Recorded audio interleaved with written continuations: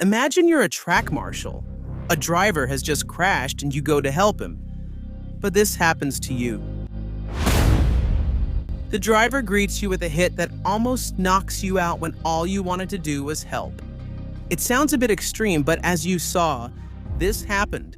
And it wasn't an isolated case. There are also the two teammates who were involved in one of the most embarrassing spying scandals in sports history, which ended with a $100 million fine for the team.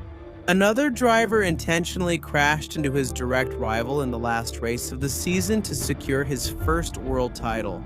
There was one who was fined $1 million for racist and homophobic comments, and another who had a romantic relationship with a minor, while paying women to pretend to have a perfect life in front of the cameras. But they all have something in common. They weren't just any pilots. They were all world champions.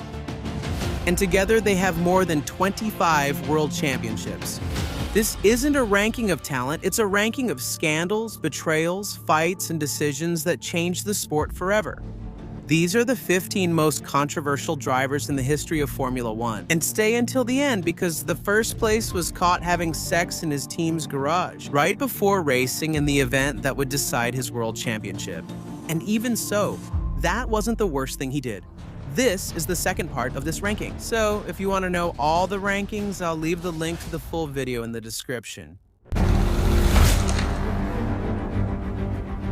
He won a Formula One race, but nobody remembers him for that. Pastor Maldonado made it to the top category thanks to the support of the Venezuelan government, because without it, he wouldn't have gotten his seat. Petróleos de Venezuela, Sociedad Anónima, the state oil company, covered a large part of the Williams team's budget, and behind that sponsorship was Hugo Chavez, who needed to build a popular figure to gain support both inside and outside the country. Maldonado was young, Venezuelan, charismatic, and if he could race against the best in the world, he would be the perfect symbol, a political ambassador disguised as a driver. And we were honoring Pastor Maldonado, the champion. He's going to Formula One. We are winning! But there was a problem. Maldonado kept crashing, and that wasn't something new. In Monaco 2005, when he was racing in the Renault World Series, he ignored a double yellow flag and ran over a track marshal who ended up with multiple fractures. Because of this incident, he was suspended for the rest of the year and banned for life from the Monaco circuit, although later on, that punishment was lifted. So when he arrived in Formula One, the pattern repeated itself. Spins, crashes, errors in judgment, dangerous maneuvers on the straight. There were even some who began to suspect that some of his crashes were not accidental, that he caused them to harm others or simply out of frustration.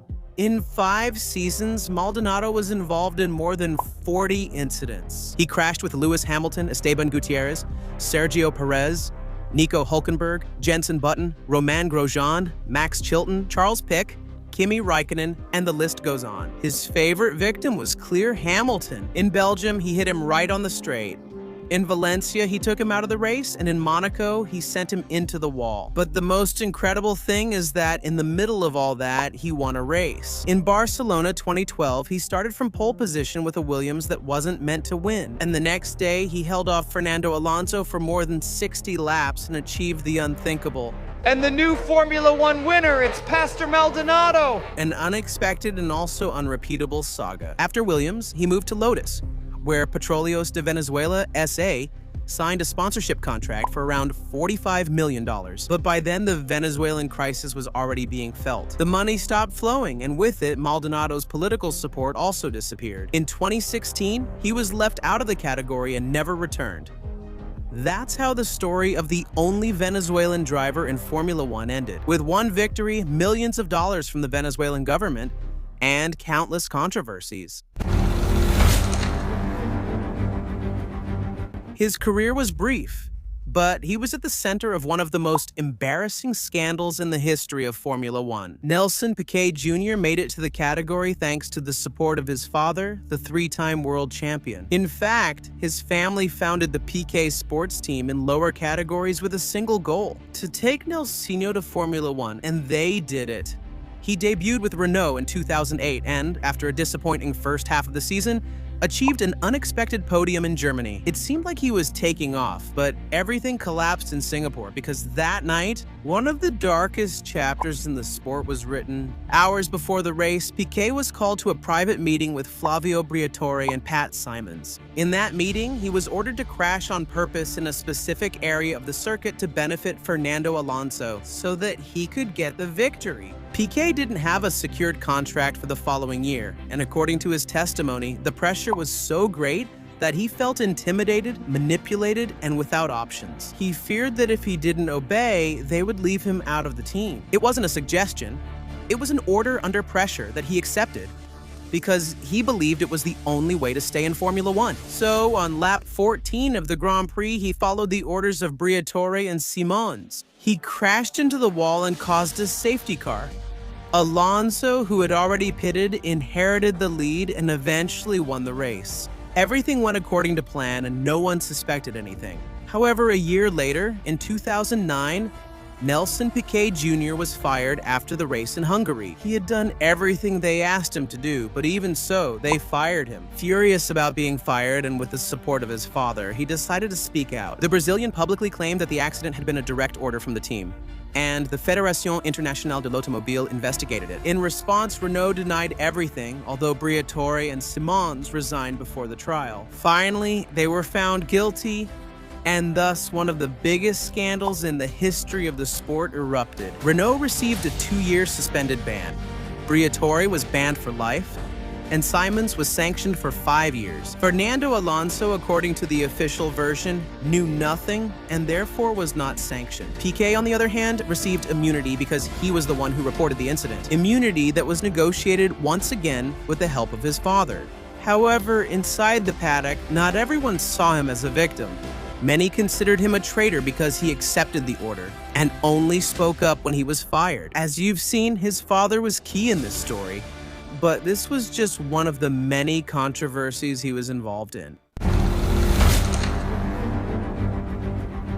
He was a driver, a millionaire, and for years, the last great playboy of Formula One. Eddie Irvine entered the category in the 90s, but he seemed like he was from another era. The era of party-loving, eccentric, and womanizing drivers from the 60s and 70s. Although Irvine was also a protagonist on the track, it was almost always for the wrong reasons. In 1993, during his debut with Jordan, he crossed paths with the star of the moment, Ayrton Senna. In Suzuka, while trying to unlap himself, he blocked the Brazilian's McLaren in an extremely aggressive way.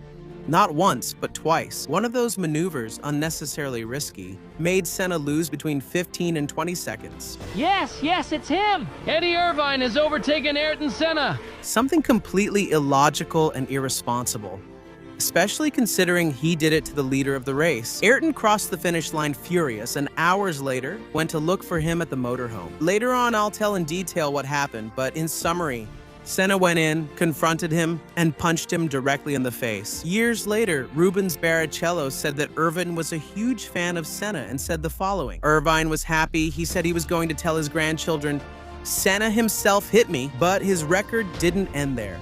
In 1994 at Interlagos, he caused one of the most dangerous accidents of the decade. Irvine was fighting for position with Jos Verstappen when a lapped car appeared. The Irish driver gradually squeezed Verstappen until he pushed him off the track. The Dutchman touched the grass and came back out of control. The Benetton flew through the air and landed on Martin Brundle's McLaren, hitting his head. It was an incident that could have ended much worse and even left long-term effects on Brundle. Because of this, the Fédération Internationale de l'Automobile sanctioned him with a 1-race suspension and a $10,000 fine. Jordan appealed, and the penalty was increased to 3 races. Years later, in 2003, he was arrested in London for speeding and dangerous driving with his Ferrari. If Irvine had a car, problems were inevitable, but it wasn't just like that when he was driving. In 2014, he was sentenced to 6 months in prison for a fight in a bar in Milan. 6 months for a fight in a bar? Yes. The problem was that he hit the son of the former mayor of the city, and that, in Italy, comes at a high price. Already retired, he made several public appearances and interviews in which he called Jenson Button overrated. He criticized the attitude of Hamilton and Vettel and accused the Fédération Internationale de l'Automobile of being soft and biased. Even off the track, his statements continued to make headlines. He was also linked to several celebrities, including Pamela Anderson. Eddie Irvine was fast, controversial, excessive, and lived Formula One as if it were an endless party. The last great playboy of the category. Although, of course, even with everything he did, he was far from reaching the greatest playboy in the history of the sport. But today we'll talk about him in a higher spot in the ranking. In the meantime, if you're enjoying this video, subscribe. If you say Verstappen, everyone thinks of Max, but before him there was another story, a much darker one. Jos Verstappen, Max's father, went through several teams and left a mark on all of them. But not because of his talent, but because of his crashes, clumsy maneuvers, and a history that's hard to understand. He first became known in Germany in 1994 when his car caught fire in the pits after a fuel leak. The fuel hose has a problem. Fuel is leaking out. How terrible! Incredibly, his most memorable moment was another one, Brazil 2001. Juan Pablo Montoya was leading the race on his way to his first victory while dominating his rivals, including Michael Schumacher. But then Jos appeared. He was a lap behind, tried to unlap himself during heavy braking and crashed straight into Montoya from behind. Wow, what an absolutely incredible turn of events. The Colombian was out of the race, and Jos Verstappen earned the hatred of all of Colombia. And although this was quite serious, his biggest scandals happened off the track. In 2008, he was arrested for assaulting his wife Sophie Kumpen, mother of Max Verstappen, and 3 months later he was sentenced to prison. Although he always denied the charges, after a few years the violence continued. In 2012, he was arrested again after running over his girlfriend with his car during an argument. According to the report, she walked away after a fight and he ran into her with the car. And although he was released on bail, the damage was already done. But the scandals didn't end there. In 2017, he was arrested again for assaulting another man in a bar, an argument, a punch, and another stain on his record. And if that's already serious, the worst is yet to come. His relationship with his son Max. For years, Jos shaped him with extreme demands, constant pressure, and punishments that could be considered child abuse. It was brutal. Once after a race in which Max made a mistake, his father left him abandoned at a gas station as punishment. Max himself told what happened. He stopped at the gas station and told me, "Go away, I don't want to talk to you." What's even more incredible is that Max tells it very naturally, as if it were normal or as if he were justifying it, but that wasn't all. On another occasion, Jos confessed that he told his son he would break his head if he didn't do what he was told. And in fact, he did hit him on some occasions, as he mentions in this interview. I gave him a real smack. Bang. I knew he would wake up. Max, many years after these mistreatments, admitted that the boy cried after many races. It was a forced upbringing with beatings, with shouting, with fear, like I said, a brutality, and all with a single goal for Max to do what his father couldn't. Controversy runs in the family. We've already talked about his children, his son-in-law, and his father-in-law. Now it's time to talk about the origin of it all, Nelson Piquet Sr., three-time world champion and one of the most controversial figures to have ever been in Formula One, both during his time as a driver and many years later after he retired. His first major controversy came with the Brabham team in 1981. When he won the title over Carlos Reutemann with a suspension system that lowered the car during the race to generate more grip and then raised it again so the authorities wouldn't notice. A brilliant but illegal trick, although this wasn't the only thing, because with Brabham he did everything to win. One of the most questioned methods was the use of an additional water tank to cool the brakes. During the race, the liquid would be emptied, which made the car lighter and faster. And at the end, before being weighed by the Fédération Internationale de l'Automobile, they would refill it with liquid to meet the minimum weight requirement.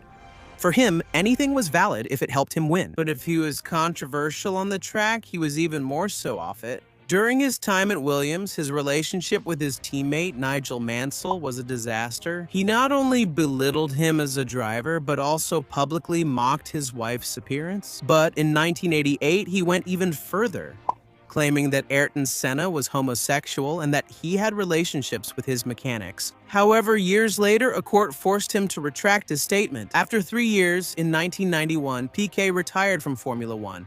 but not from controversies. In 2009, he was one of the most active voices defending his son after the Crashgate scandal, as I mentioned earlier, because although he was not directly part of the team, he publicly supported Nelsinho's decision. He helped him through the process and showed a defiant attitude towards the Fédération Internationale de l'Automobile and the media. After many years without drawing attention, in 2022, a new controversy put him back in the headlines. He was sentenced by a Brazilian court to pay almost $1 million in fines for a racist and homophobic comment against Lewis Hamilton. But instead of apologizing, he tried to justify his words by saying that in Brazil, that language was common and not offensive. However, the court did not agree and the Brazilian had to pay a fine of 5 million reais. Nelson Piquet Sr. was one of the great champions of his generation. But off the track, he left a legacy much harder to admire. If you want to know the complete ranking, including the top 5 positions, where you will find scandals of espionage, romantic relationships with minors, and fines for racism and homophobia, watch this video. You will discover these controversies and many more. I'm also leaving the link in the description.